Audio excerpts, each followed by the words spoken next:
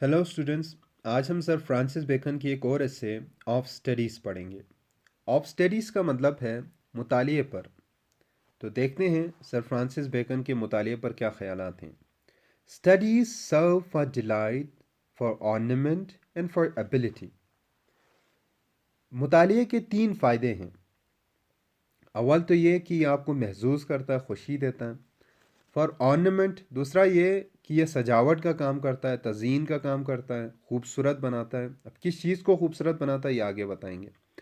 And for ability, और ये आपकी सलाहियतों को बढ़ाता है, आपकी काबिलियत को बढ़ाता है। Their chief use for delight is in privateness and retiring. Study या बुक स्टडी करने में जो सबसे ज़्यादा मज़ा आता है वो कब आता है? जब आप तन्हा हो और फारिग हों, फ्री बैठे हों। For ornament is in discourse, और किस चीज़ को ये खूबसूरत बनाता है? डिस्कोर्स को। डिस्कोर्स मीन्स गुफ्तगु, आपकी गुफ्तगु को खूबसूरत बनाता है। एंड फॉर एबिलिटी, और जहाँ तक सलाहियत का ताल्लुक़ है तो आपकी कौन सी सलाहियत को बढ़ाता है, कौन सी काबिलियत को बढ़ाता है? Is in the judgement and disposition of business. आप अपने कारोबारी मामलात को कितने कामयाबी से हैंडल करते हैं। For expert man can execute and perhaps जज of particulars one by one. ये जो एक्सपर्ट मैन हैं, तजुर्बाकार लोग हैं, वो अपने मामलात को बेहतरीन तरीके से इम्प्लीमेंट कर सकते हैं, और उन्हें अंदाज़ा है कि कौन सी चीज़ काम करेगी और कौन सी चीज़ काम नहीं करेगी। But the general counsels and the plots and marshalling of affairs come best from those that are learned. लेकिन जो मंसूबे हैं, जो मुशावरत है, मशूरे हैं, और मामलात का मैनेजमेंट है, अरेंजमेंट है, ये सारी चीज़ें come best from those that are learn. ये सिर्फ वही लोग बेहतर अंदाज में कर सकते हैं जिनकी स्टडी वसी है, जिन्होंने मुतालिया किया हुआ है, जिन्होंने कुछ पढ़ा हुआ है। To spend too much time in studies is sloth. अगर आप मुतालिए में ज़्यादा वक्त गुजारते हैं तो आप सुस्त बन जाते हैं, काहिल बन जाते हैं। To use them too much for ornament is affectation.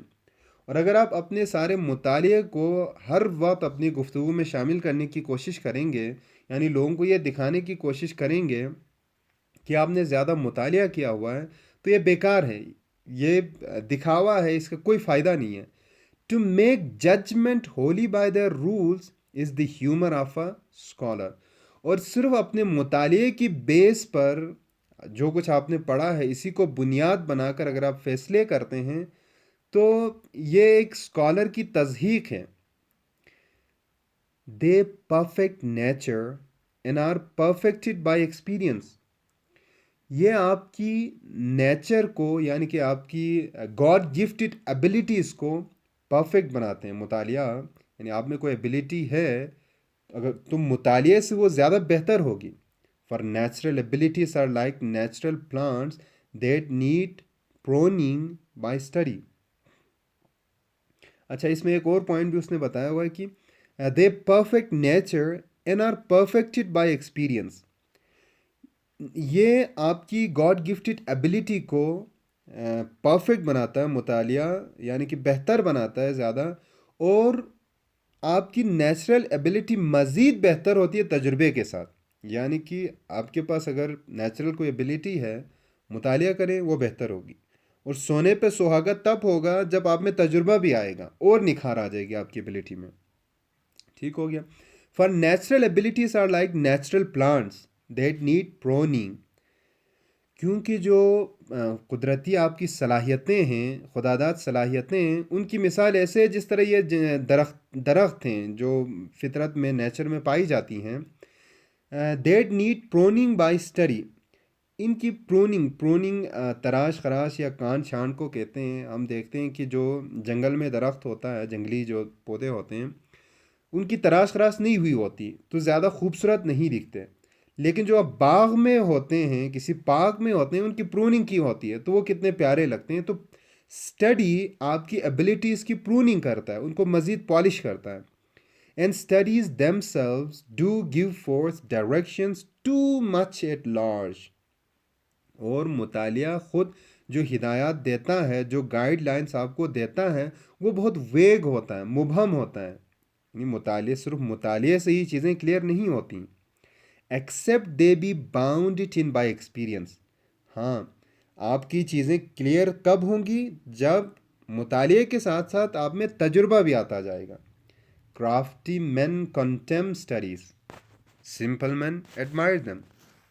जो मक्कार लोग होते हैं वो मुताले को अहमियत नहीं देते, उसको हकारत की नज़र से देखते हैं मुताले को। और जो सादा लोग होते हैं वो मुताले की बड़ी तारीफ़ करते हैं, वहाँ ये बोलते हैं कि यार किताब पढ़ना अच्छी बात है, मुतालिया किया करो, लेकिन ख़ुद कुछ नहीं करते। And wise man use them, और दाना लोग वो होते हैं जो उनका इस्तेमाल करते हैं, जो कुछ वो पढ़ते हैं उनको अपनी प्रैक्टिकल लाइफ में अप्लाई करने वाले लोग दाना लोग होते हैं। For they teach not their own use, क्योंकि मुतालिया ख़ुद अपना इस्तेमाल नहीं सिखाता। आप सिर्फ आपने किताब पढ़ी यही काफ़ी नहीं है, उससे आपका एप्लीकेशन आपको नहीं पता चलेगा। But that is a wisdom without them and above them, won by observation. लेकिन ये एक ऐसी दानाई है, दानिशमंदी है जो मुतालिए से हट के आपको मिलती है, और तजुर्बे के साथ साथ इसमें बेहतरी आती जाती है कि जो चीज़ आपने पढ़ी है इसको ज़िंदगी में कैसे अप्लाई करें, कहाँ पे अप्लाई होगा, कब इसकी ज़रूरत पड़ेगी। ये सारी चीज़ें सिर्फ मुतालिए से नहीं मिलती, बल्कि ये अलग से एक दानिशमंदी है, और वक्त के गुजरने के साथ साथ तजुर्बे के साथ साथ बेहतरी आती जाएगी। यहाँ पे ऑब्जर्वेशन, वोन बाय ऑब्जर्वेशन का मतलब ये है कि तजुर्बे के साथ साथ बेहतरी आती जाएगी। Read not to contradict and confuse, not to believe and take for granted. मुतालिया इसलिए नहीं करो कि आपने किसी को रद्द करना है, किसी को झुटलाना है, किसी से तजाद करना है। Not to believe and take for granted, इसलिए भी नहीं पढ़ो कि जो कुछ आप पढ़ रहे हैं कि उसी में ही बिलीव कर लें, चाहे झूठा हो सच्चा हो। बस ऐसे ही पढ़ लिया, किसी किताब में देख लिया तो आपने कहा यार वाकई ये सच है, इसको ही मान लिया, और आगे आपने कोई तहकीक, कोई रिसर्च या कोई क्रिटिसिज्म नहीं की, इसलिए ना पढ़ें। Not to find talk and discourse, इसलिए भी ना पड़े कि आपको वहाँ से मवाद मिले जो आप अपनी गुफ्तगू में इस्तेमाल करें। यानी कि आपका मेन मकसद ये हो, यार मैं ये चीज़ पढ़ रहा हूँ, मसलन बेकन की ऐसे पढ़ रहा हूँ, तो इससे मुझे कुछ मवाद मिल जाए जिसको मैं अपने गुफ्तगू में शामिल करूँ और आलिमाना दिखूँ, लोगों के सामने स्कॉलरली दिखूँ, इसलिए भी ना पढ़ें। But two way and consider, लेकिन आपने किस लिए पढ़ना है? जो कुछ आप पढ़ रहे हैं उसको एनालाइज करें, क्रिटिसाइज करें, और गौर व फिक्र करें, उस पर सोचें, और फिर देखें कि आया कोई काम की चीज़ है इसमें कि नहीं है, इसलिए आपने पढ़ना है। Some books are to be tasted, others to be swallowed, and some few to be chewed and digested. कितना प्यारा यहाँ पे ये लाइन है कि कुछ किताबें सिर्फ चखना है, सिर्फ देखना है, सरसरी उस पर निगाह, हाँ जी इसमें क्या है ये, हाँ। अदर्स टू बी स्वेलोड, दूसरों को आपने थोड़ा सा टाइम देना है, और मतलब इतना ज़्यादा टाइम भी नहीं देना, लेकिन जो सिर्फ टेस्ट करने वाली बुक है उनसे ज़्यादा टाइम देके थोड़ा थोड़ा उनको पढ़ना आपने ज़रूर है, उसको जल्दी जल्दी आपने जो है ना गो थ्रू कर लेना है। लेकिन कुछ किताबें ऐसी हैं, चंद किताबें, and some few to be chewed and digested, जिनको आपने थॉरली पढ़ना है, डीपली आपने पढ़ना है, बिल्कुल डूब के पढ़ना है। दैट इज़, मतलब ये है, some books are to be read only in parts, कुछ किताबें उनको सिर्फ आपने ये पार्ट्स देखे, मेन पॉइंट्स देखे कि इसमें क्या बातें हो रही हैं। Others to be read but not curiously, एक बाकी कुछ ऐसे हैं जिनको पूरा आपने पढ़ना ज़रूर है, लेकिन इतने तजस्सुस से नहीं पढ़ना या इतने डीपली नहीं पढ़ना। And some few to be read wholly and with diligence and attention, और चंद ऐसी हैं जिनको पूरा शुरू से आखिर तक आपने पढ़ना है, और वो भी दिक्कत के साथ पढ़ना है, डिलीजेंस के साथ, मेहनत के साथ, और अटेंशन के साथ, पूरी तवज्जो के साथ। Some books also may be read by deputy and extracts made of them by others, कुछ किताबें पढ़वाने के लिए आप किसी शख्स को रख सकते हैं, यानी किसी ने पढ़ा और उसने आपको सुनाया भाई इसमें ये बातें हैं, इस तरह भी पढ़ी जा सकती हैं। And extracts made of them by others, और आप उसको, आपके जो किताबों की समरीज मिलती हैं, सिनॉप्सिस मिलती हैं, उनको पढ़कर भी गुजारा किया जा सकता है बहुत सारी किताबों के। But that would be only in the less important arguments, लेकिन ये तभी ठीक है जब वो किताबें कुछ इतनी इम्पोर्टेंट किताबें नहीं हैं। अगर ज़्यादा इम्पोर्टेंट किताबें हैं तो ये तरीका नहीं सही कि आप एक सिनॉप्सिस पढ़ लें, समरी पढ़ ली और किसी से सुन लिया कि हाँ जी ये बातें, इस तरह मज़ा नहीं आएगा। And the meaner sort of books, हाँ जी, जो कम इम्पोर्टेंट किताबें हैं उसमें तो चलें ठीक है, आपने समरी पढ़ ली, किसी से 2-4 पॉइंट्स पढ़ लिया कि इसमें सुन लिया कि इसमें ये बातें हैं।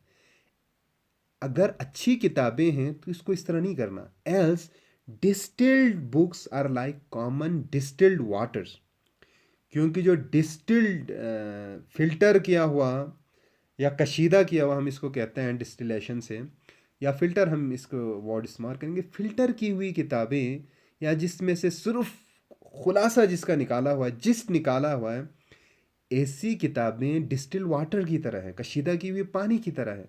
वो कैसी होती हैं? फ्लैशी थिंग्स, बेजायका होती हैं।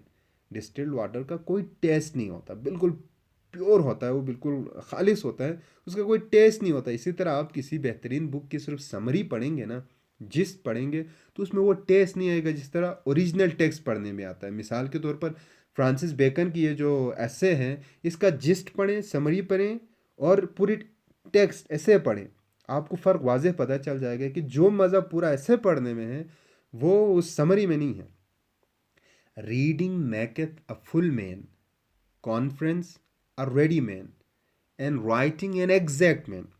मुतालिए से, पढ़ने से एक इंसान की शख्सियत में निखार आ जाती है, और कॉन्फ्रेंस से आप विटी बन जाते हैं, हाजिर दिमाग बन जाते हैं।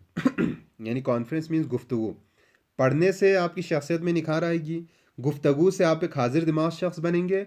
और राइटिंग इन एग्जैक्ट मैन, अगर आप मुतालिए के बाद नोट्स बनाते हैं, चीज़ों को रिटर्न फॉर्म में रखते हैं, तो आप एक प्रीसाइज मैन बनेंगे, एक्यूरेट, सटीकता आप में आ जाएगी, आपको फैक्ट्स एंड फिगर्स याद रहेंगे, जब ज़रूरत पड़ेगी तो मौके की बातें आपको याद आएंगी क्योंकि आपने नोट्स बनाए हुए हैं।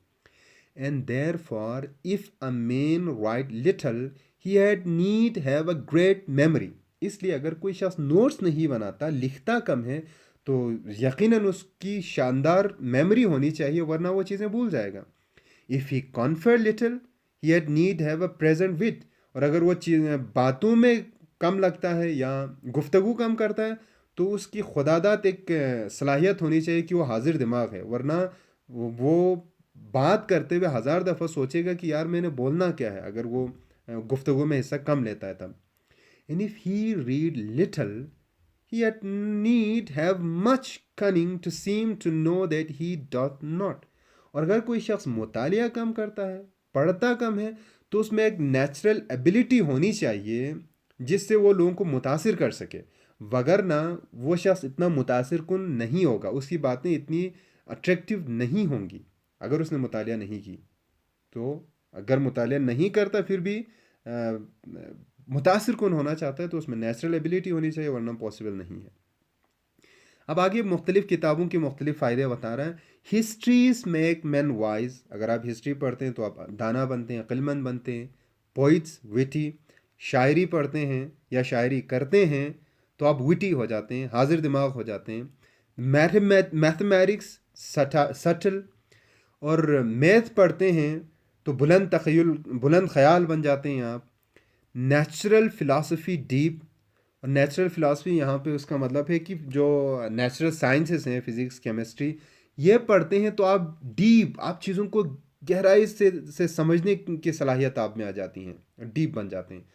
Moral grave, logic and rhetoric able to content.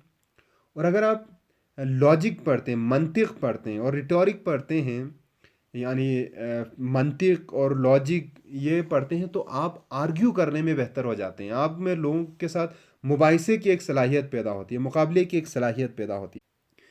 यहाँ पे एक लैटिन एक्सप्रेशन है जिसका मतलब ये है कि आपका जो मुतालिया है, आप जितना मुतालिया करते हैं वो आपके किरदार में नुमायाँ नज़र आ जाता है। Nay there is no stone or impediment in the wit but may be wrought out by fit studies.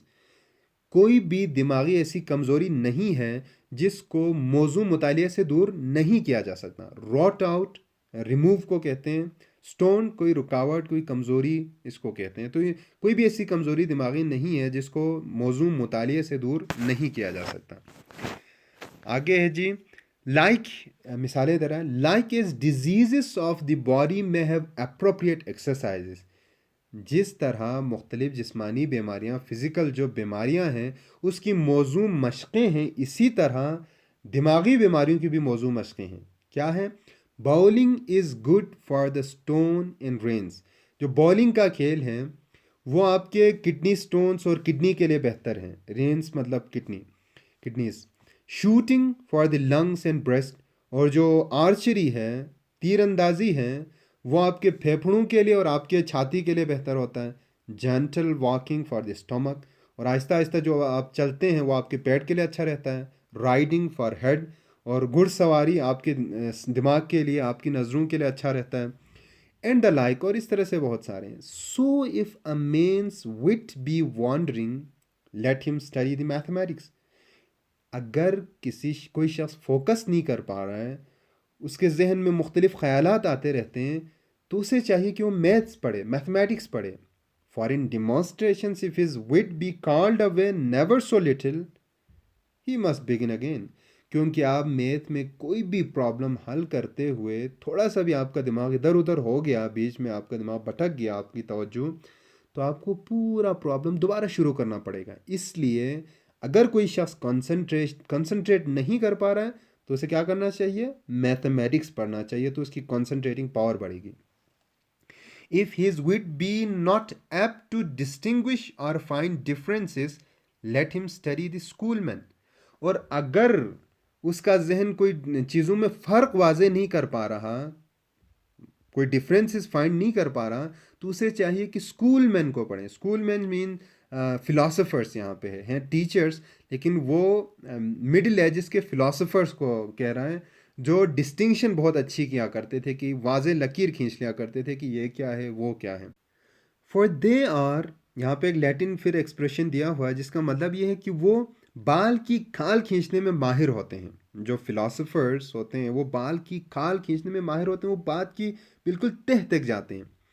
If he be not apt to beat over matters and to call up one thing to prove and illustrate another, let him study the lawyers cases. और अगर वो किसी भी नुक्ते को step by step prove नहीं कर पाता या लिंक नहीं कर पाता, तो उसे चाहिए कि वो वकीलों की केसेस को पढ़े। क्योंकि वकील, हम जानते हैं, वो हर क्लू को, छोटी से छोटी बात को लिंक करके अपनी बात साबित करने की कोशिश करते हैं।